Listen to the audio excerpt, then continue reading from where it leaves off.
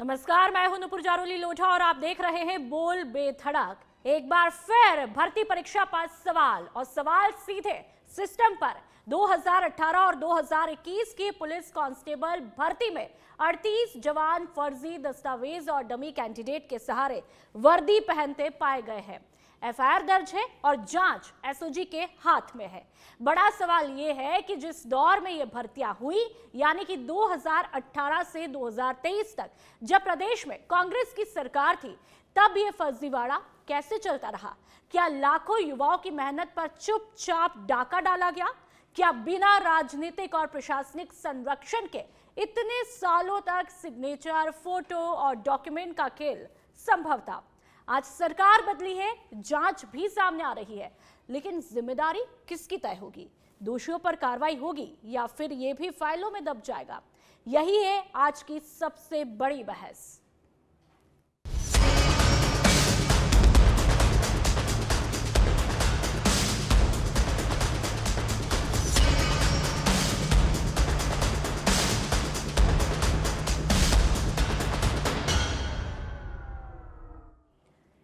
और चलिए चर्चा का आगाज करूं उससे पहले तमाम मेहमानों का आप लोगों से तारुफ मैं करवा देती हूं। प्रीति शर्मा जी बतौर बीजेपी प्रवक्ता के तौर पर हमारे साथ में मुखातिब हुई है।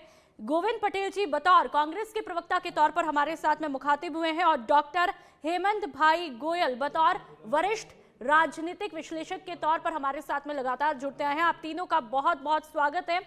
सबसे पहले कांग्रेस के प्रवक्ता के साथ में गोविंद जी, आप ही के साथ में इस चर्चा का आगाज करूंगी। डेटा अच्छा खासा है। एसआई भर्ती घोटाला 2021 में होता है। एसओजी ने 125 से ज्यादा गिरफ्तारियां की 2021 में ही, जब आप लोगों की सरकार थी। रीट पेपर घोटाला 50 गिरफ्तारियां। 2020 में जूनियर इंजीनियर भर्ती घोटाला, यह लगभग का आंकड़ा है, 20 से ज्यादा गिरफ्तारियां। 2021 में पटवारी भर्ती घोटाला, 15 से ज्यादा गिरफ्तारियां। फिर आता है फॉरेस्ट गार्ड भर्ती में पेपर लीक, तकरीबन 18 से ज्यादा गिरफ्तारियां। और अब तक बीते वर्षों में तकरीबन 500 के आसपास गिरफ्तारियां हो चुकी है, लेकिन अभी तक जो है खुलासे आए दिन परत दर परत खुलती जा रही है आप लोगों के कार्यकाल की। क्या कुछ रिएक्शन? देखिए नुपुर जी, सबसे पहले तो मैं ये कहना चाहूंगा कि हमारी पूर्ववर्ती कांग्रेस सरकार ने जो कानून बनाया था, जैसे पेपर लीक है, पेपर को लेकर जिस तरह की धांधलियां हो रही थी, उसको लेकर जो कानून बनाया था, उसी के आधार पर अभी कार्रवाई हो रही है।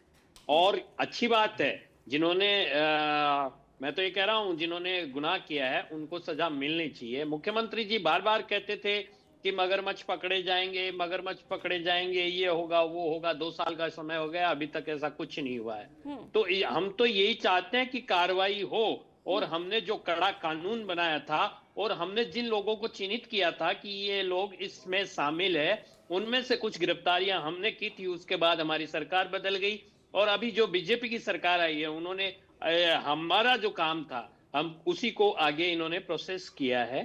तो कार्रवाई होनी चाहिए। अपराधी कोई भी हो, किसी भी जाति धर्म पार्टी का हो, हमें उस चीज से बिल्कुल भी कोई अप्रिशिएट करूंगी कि आप लोगों के कार्यकाल में आप लोगों ने कानून बनाया, जैसा कि आपने कहा, लेकिन कंफ्यूजन है। जो डेटा जो मैंने अभी सामने रखा, पेपर लीक करने का कानून बना या पेपर लीक रोकने का कानून बना? बिल्कुल पेपर लीक रोकने का कानून बना है नुपुर जी, और कड़ा कानून बनाया। और राजस्थान में पूरे देश में पहली कांग्रेस की ऐसी सरकार बनी थी जिसने कड़ा कानून बनाया था, और बीजेपी उसी को आगे बढ़ा रही है। लेकिन 2 साल का समय हो गया। ये एसआई भर्ती को लेकर कितने लोगों ने मतलब इनके नेता, खुद इनके नेताओं ने कहा कि भर्ती रद्द होनी चाहिए, लेकिन रद्द नहीं हुई। तो इस तरह की जो ठीक है गोविंद जी, बीजेपी की प्रवक्ता प्रीति शर्मा जी हमारे साथ में लगातार बनी हुई है। आपकी बातों का रिएक्शन भी ले लेती हूँ। प्रीति जी, अच्छी बात है, जब से बीजेपी की सरकार आई है आप लोग बेतहाशा कार्रवाइयों पर कार्रवाइयां कर रहे हैं धड़ल्ले से, लेकिन कांग्रेस के प्रवक्ता तो कह रहे हैं कि भाई कानून हमने बनाया है, कार्रवाइयां आप कर रहे हैं, क्रेडिट ले रहे हैं, इनका आरोप है। नंदिनी जी, अगर नुपुर नाम है सॉरी जी। नुपुर जी, सॉरी कोई बात नुपुर जी, अगर इनकी पटेल जी की बातों पर थोड़ा सा ध्यान दिया जाए और अगर ये सोचा जाए तो लॉर्ड मैकाले आईपीसी बना के गए थे और कार्रवाइयां हम कर रहे थे। इनके अनुसार तो मतलब कानून जिसने बना दिया, बस कानून बना के रखने का काम इन्होंने किया। 2018 की बात करूं, 2018 में 11 मार्च 17 मार्च को पेपर रद्द हुआ कांस्टेबल भर्ती का। पेपर रद्द हुआ, लेकिन गिरफ्तारियां कितनी हुई क्या इनसे पूछा जा सकता है? लाइब्रेरियन परीक्षा 2018 पेपर रद्द हुआ, लेकिन गिरफ्तारियां कितनी हुई? अरे कानून बनाना तक ही सीमित रह गए या कोई गिरफ्तारी भी की? जेईएन भर्ती की बात करें, बिजली विभाग की ऑनलाइन भर्ती की बात करें, या फिर हम बात करें कांस्टेबल भर्ती की 2022 जो आपने रद्द कर दी, लेकिन गिरफ्तारियां नहीं की। और उसी का ये नतीजा है कि जब एसओजी ने 2024 में डाटा मांगा भर्ती बोर्ड से और जब 2024 में जब जांच शुरू हुई, उसके पश्चात ये 38 लोग निकल कर आए हैं और अभी भी जांच जारी है। ये बोलते हैं कि एसआई भर्ती में आपने कितने लोगों को पकड़ लिया। अरे भैया रुके रुके तो सही, थोड़ा सा सब्र कीजिए, अभी तो इन्वेस्टिगेशन जारी है। जो हम हलफनामा बार बार कोर्ट में भी देते रहे हैं कि हमारी इन्वेस्टिगेशन लगातार चल रही है। और जहां तक ये बात करते हैं कि हमने कार्रवाइयां शुरू की थी, उसको हम आगे बढ़ा रहे हैं। मुझे एक कार्रवाई बता दें जो इन्होंने शुरू की थी और जिसको हमने आगे बढ़ाया हो, जबकि ये सर्वव्यापी है कि हमने 2023 में हमारी सरकार आने के बाद लगातार एसओजी का गठन किया और गठन होने के बाद में एसआईटी गठित होने के बाद में एसओजी ने कार्रवाइयां शुरू की और एसआई भर्ती पर लगातार गिरफ्तारियां हुई हैं। तो ये भर्ती प्रक्रिया में जो पेपर लीक के मामले हुए थे जो 2018 से 21 तक चले, इन्होंने कोई जांच नहीं बिठाई। इन्होंने सिर्फ उठा के, इनको पता था कि जो पेपर लीक हो रहे हैं वो उसमें इनके लोग शामिल हैं। अरे मुख्यमंत्री के पीए शामिल होते हैं, ये तो सबको पता है ना। मुख्यमंत्री के पीए क्या, मुख्यमंत्री के ऑफिस से अगर पेपर लीक हो रहा है तो कितनी बड़ी बात है। और अब तो गिरफ्तार व्यक्तियों ने भी, आरपीएससी के बंदों ने भी कह दिया कि हम इतने करोड़ रुपए देके आरपीएससी मेंबर बने थे। जब इतने करोड़ देके बने थे तो अब आप बताइए कि इन पर क्या क्वेश्चन मार्क नहीं लगना चाहिए कि इन्होंने पैसे देकर तो सदस्य बनाए। अब पैसे देकर सदस्य बनाते तो पैसे देकर ही इन्होंने अधिकारी बनाने की चेष्टा की और आज इनकी कुचेष्टा को हम लोग लगातार ये निगरानी करते हुए जांच प्रक्रिया भी जारी है। रुकते जाइए पटेल जी, कितने लोग शामिल होंगे, कितनी बड़ी मछलियां पकड़ी जाएंगी, वो सबके सामने आ जाएगा। क्योंकि अभी जो लोग पकड़े गए हैं वो छोटे लोग नहीं हैं। शुरुआती रिएक्शन है। डॉक्टर हेमंत भाई गोयल भी हमारे साथ में लगातार बने हुए।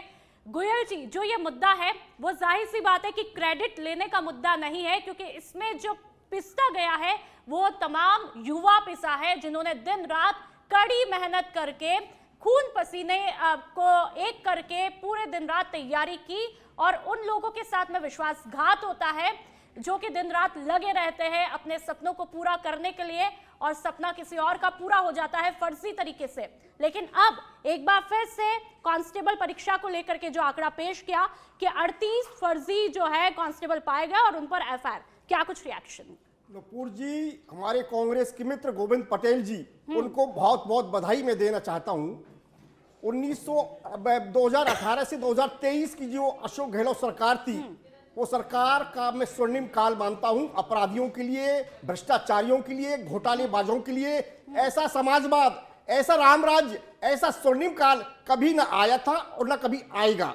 अब आप देखिए, जल जीवन मिशन घोटाला, मिड डे मील घोटाला, सामाजिक सुरक्षा पेंशन में घोटाला, अब देखिए खाद्य सुरक्षा योजना में घोटाला, पेपर लीक प्रकरण, आरपीएससी में तमाम तरह के भ्रष्टाचार, कर्मचारी चयन आयोग में तमाम तरह के भ्रष्टाचार, भ्रष्टाचार। दोनों बड़े नेताओं को मुख्यमंत्री के जो कुर्सी की नूरा कुश्ती चल रही थी उससे फुर्सत नहीं थी अशोक गहलोत और सचिन पायलट को और तमाम लोगों।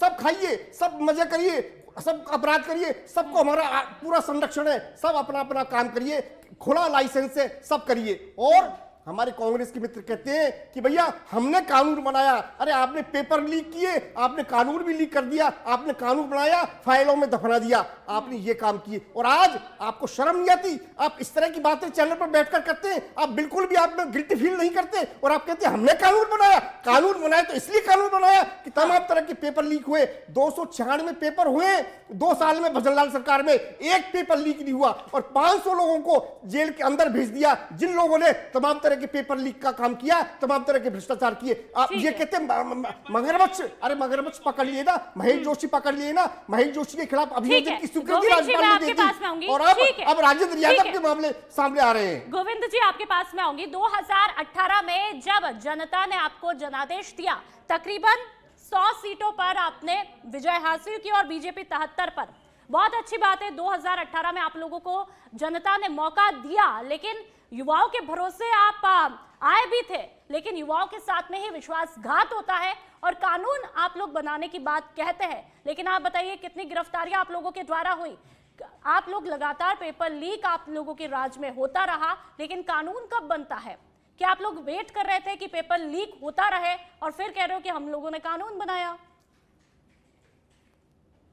नुपुर जी, सबसे पहले तो मैं सत्ता पक्ष की प्रवक्ता अभी बोल रही थी कि हमने एसओजी का गठन किया, तो इनको मैं कहना चाहता हूं कि एसओजी का गठन कोई आपकी सरकार में नहीं हुआ, ये तो पहले से एसओजी चल रही है। दूसरी, जो अभी हेमंत भाई गोयल जो राजनीतिक विश्लेषक है, वो बीजेपी प्रवक्ता की तरह बात कर रहे थे। एसआईटी की जगह एसओजी निकल गया, तो वो मुद्दा नहीं है। मुद्दा ये है कि पेपर लीक कहां पर हुए थे, किसके शासनकाल में हुए थे और जांच किसके शासनकाल में शुरू हुई है। मैं कोई आप आंकड़ों पे बात कीजिए, आप शब्दों पर मत जाइए कि एसआईटी और एसओजी में अगर मेरे से कंफ्यूजन हो गया तो आपने उसको पकड़ लिया। आप ये बताइए कि आपके शासनकाल में कितने पेपर लीक हुए थे और कितनों में आपने गिरफ्तारियां कर दी? मैं इनको ये कहना चाहता हूं सबसे पहले तो कि 2 साल में, हेमंत भाई गोयल को भी कहना चाहता हूं कि 2 साल में इस सरकार ने किया क्या है। आप गोविंद जी, आप दूसरों के घर देखने से पहले आप अपने कार्यकाल की बात कीजिए ना, अपने घर की बात कीजिए। 2 साल में नए न्यायालय खोले गए, 2 साल में एंटी करप्शन और यहाँ बीजेपी का मुखोटा पहन के यहाँ बैठे हैं और ये कह रहे हैं कि इनको शर्म आनी चाहिए। अरे आप राजनीतिक गोविंद जी, आप मेरी बात का जवाब नहीं दे पाए। गोविंद जी, आप मेरी बात का जवाब नहीं दे पाए। आप लोगों ने दावा किया कि हम लोगों ने कानून बनाया, आप लोगों ने कितनी गिरफ्तारियां की, क्या कुछ कार्रवाई हुई पेपर लीक जब होता है? देखिए नुपुर जी, हमारी सरकार ने बिल्कुल कानून बनाया और हमारी सरकार ने कार्रवाई की और पहला कानून ऐसा बना पूरे देश में जो कांग्रेस की सरकार बनी है, ये सिर्फ और सिर्फ हम पे 2 साल से ज्यादा का गोविंद जी, एक बार कार्रवाई का डेटा भी दे दीजिए। कार्रवाई की फहरिस्त ज्यादा है या पेपर लीक की, ये तो आपको मुझसे ज्यादा बेहतर तरीके से पता होगा। क्या कार्रवाई हुई है ये बताइए, क्या कार्रवाई हुई है? नुपुर जी, पहले मेरी बात सुनिए। हमने पेपर करवाए, हमने पेपर करवाए, लीक हमने नहीं करवाए, वो अपराधियों ने किए और उन पे कार्रवाई हमारी सरकार होती तो भी होती।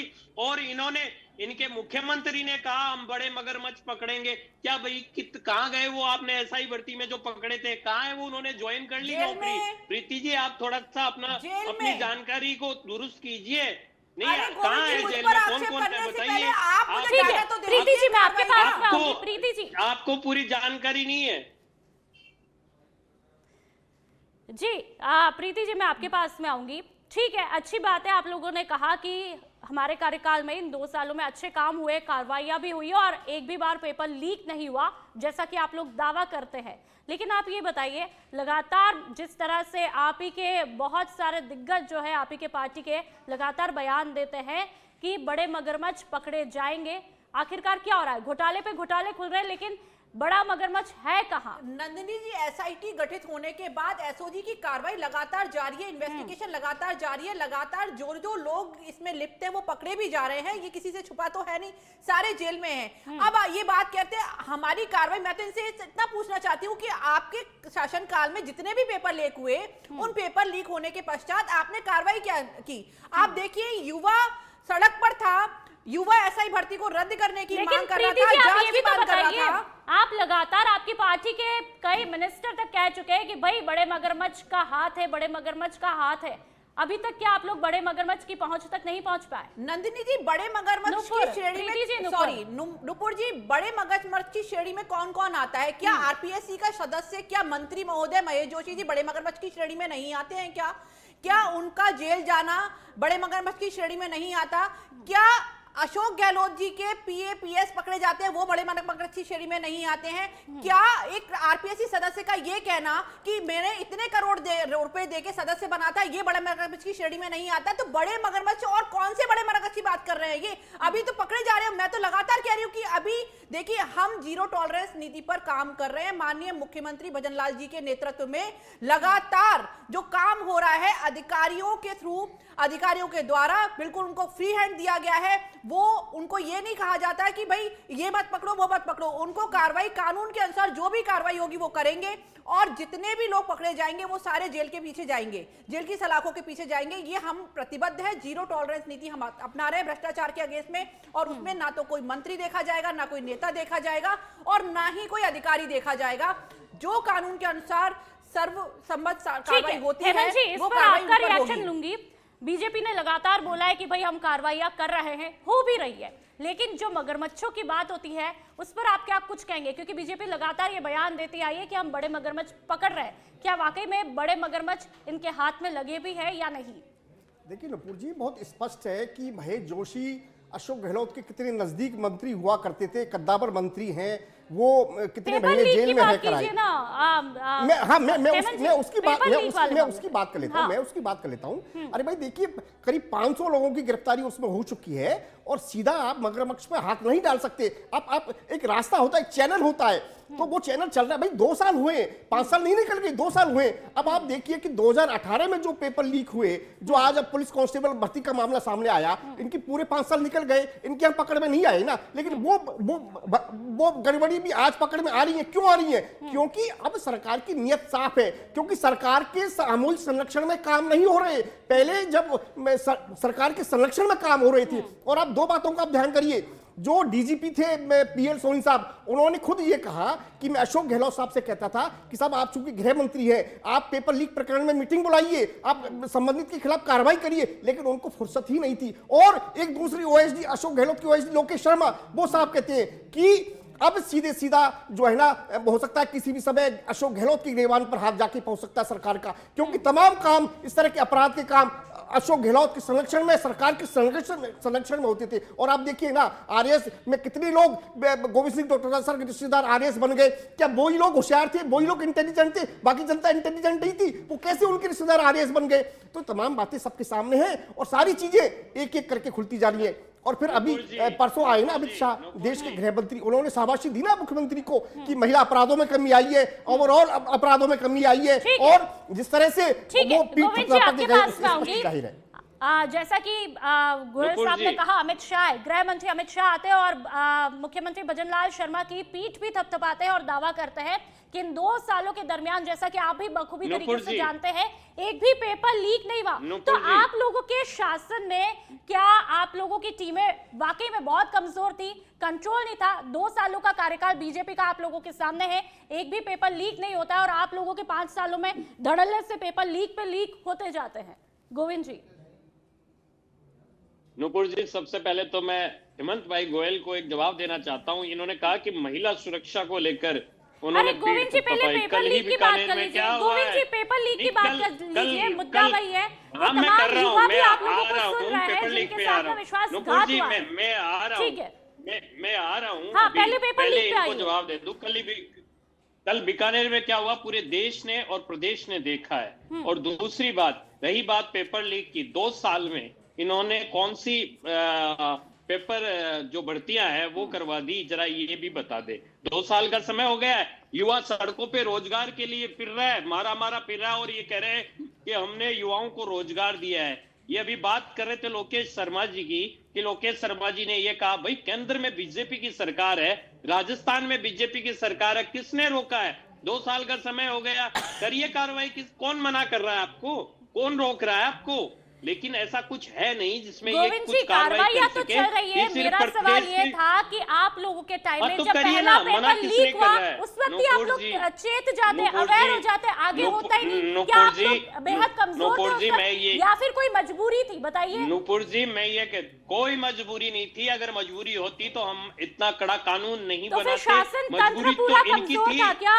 फहरिस्त देखिए गोविंद जी। देखिए नूपुर जी, मजबूरी तो इनकी थी कि इनका एक मंत्री कह रहा है एसआई भर्ती रद्द करनी चाहिए, इनके नेता कह रहे हैं एसआई भर्ती रद्द होनी चाहिए, लेकिन मुख्यमंत्री कह रहे हैं हाँ देखेंगे, और फिर कह रहे हैं नहीं साहब नहीं करेंगे।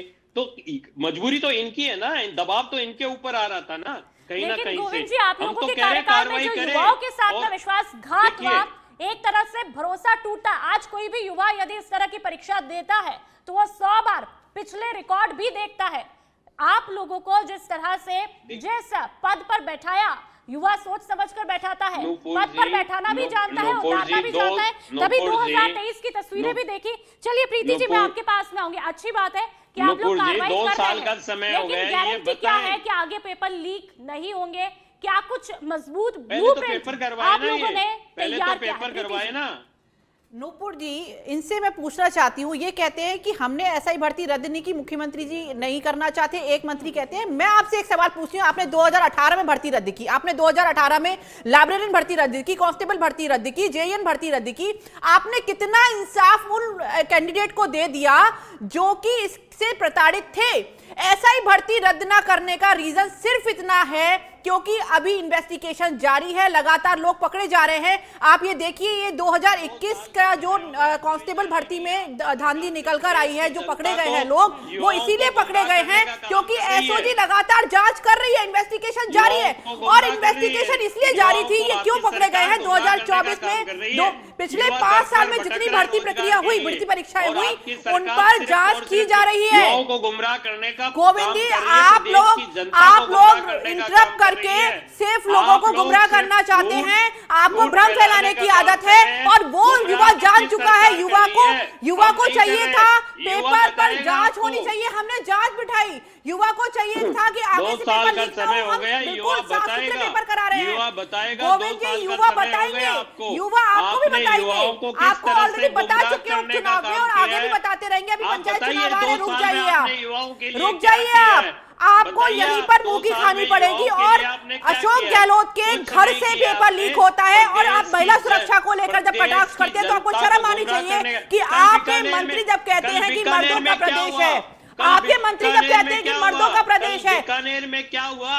अरे गोविंद जी, आप देखते जाइए, जो बीकानेर में हुआ उसके उस आदमी को भुगतना पड़ेगा। प्रीति जी, गोविंद जी, एक मिनट, गोयल जी से समझ लेते हैं। गोयल जी, युवाओं को ये कंफ्यूजन है कि अब आगे जिस भी परीक्षा की तैयारी करेंगे उसकी क्या गारंटी होगी, वो पूरी तरह से पाक होगी? उन लोगों का विश्वास पूरी तरह से हिल चुका है। ऐसे में युवाओं का भरोसा तो टूटा है, सबसे ज्यादा उन्हीं का नुकसान भी हुआ है। गोयल जी, देखिए नकुल जी, गारंटी तो किसी भी संस्थान की उसका इतिहास होता है। जब 2 साल में 296 पेपर हुए और एक भी लीक नहीं हुआ तो गारंटी तो इस बात की है ना। और जब अशोक गहलोत सरकार में पेपर होते थे तो नेटबंदी किस तरह से नेटबंदी होती थी, पूरा शहर, पूरा स्टेट जाम हो जाता था। लेकिन फिर भी पेपर लीक होते थे, फिर भी सारी गड़बड़ी होती थी क्योंकि सरकार की नीयत में खोट था। अब मैं बताऊं, गोविंद जी तो बहुत नए प्रवक्ता बने हैं, मैं बता दूं, देखिए आप, जब अशोक गहलोत साहब प्री बजट मीटिंग बुलाते थे, आमने सामने की मीटिंग में हम उनको कहते थे कि भाई देखिए विकलांगता प्रमाण पत्र, आप देखिए ना, विकलांगों को भी नहीं छोड़ा सरकार ने, विकलांगता प्रमाण पत्र फर्जी बनती थे और विकलांगों के नाम पर, दिव्यांगों के नाम पर फर्जी लोगों ने सरकार में नौकरियां ले ली। लेकिन अशोक गहलोत साहब ने इस पर कभी गौर नहीं किया। तो ये तमाम बातें सरकार की जब नीयत में खोट होता है तब ये बातें होती है। गोविंद जी, आप लोगों को डर नहीं लगता? पंचायत चुनाव नजदीक है, 2028 भी आ ही जाएगा। ऐसे में जब इस तरह से एक के बाद एक घोटालों की परत खुलती ही रहेगी तो 2028 में क्या होगा? गोविंद जी, देखिए नूपुर जी, सबसे पहले तो मैं ये कहूंगा, डर उससे लगता है जो चोर होता है, चोरी करता है। अभी इन्होंने डोटासरा आप जी लोगों का के जिक्र भी कार्यकाल में किया। पेपर लीक नहीं तो हुए क्या? डमी कैंडिडेट नहीं बैठे क्या? फर्जी डॉक्यूमेंट नहीं हुए क्या? देखिए मैं कह रहा हूं कि जो चोर चोरी करता है उसको डर लगता है। हम कह रहे हैं केंद्र में बीजेपी की सरकार है, राजस्थान में बीजेपी की सरकार है, कार्रवाई कीजिए। मना कौन कर रहा है? इनको रोक कौन रहा है कि आप कार्रवाई मत कीजिए और गिरफ्तार कीजिए? मना कोई नहीं कर रहा है। लेकिन ये सिर्फ 2 साल से प्रदेश की जनता को और युवाओं को गुमराह करने का काम कर रहे हैं। इन्होंने 2 साल में युवाओं के लिए किया क्या है? ये कह रहे हैं वो युवा मित्र पिछले 1 साल से बेचारे दर दर भटक रहे थे। इनकी सरकार में से कोई नुमाइंदा उनकी युवा सुनने मित्र तक के नहीं नाम आया। पर और ये हेमंत भाई गोयल जो कह रहे फर्जी हैं ना, जो बार आपने बार वैकेंसियां इस तरह निकाल का- के और इस युवाओं तरह को का भड़काया, कह रहे हैं। आपको शर्म आनी चाहिए। चाहिए। युवा मित्र के नाम पर आप जो हमने फर्जी बिल्कुल भी युवाओं फर्जी को डाटा नहीं कलेक्ट किया। करा मैं रहे आपके थे। पास में आऊंगी। एक लास्ट आपने रिएक्शन लेना सिर्फ- चाहती हूँ। आपने- क्लोजिंग कमेंट ये रहेगा। प्रीति जी, ये आपने बताइए, 5,000 आप लोग कार्रवाई युवाओं को कर रहे हैं, उसमें बेरोजगार कर बताइए। दिया। ठीक है, ठीक है, सड़क एक पे- मिनट गोविंद जी, एक मिनट अंतिम रिएक्शन जो है। प्रीति जी, ये बताइए कि अब जो जांच चल रही है उसमें क्या गारंटी कि जांच में आंच नहीं आएंगी और उसमें सिर्फ मोहरे नहीं, खिलाड़ी भी पकड़े जाएंगे?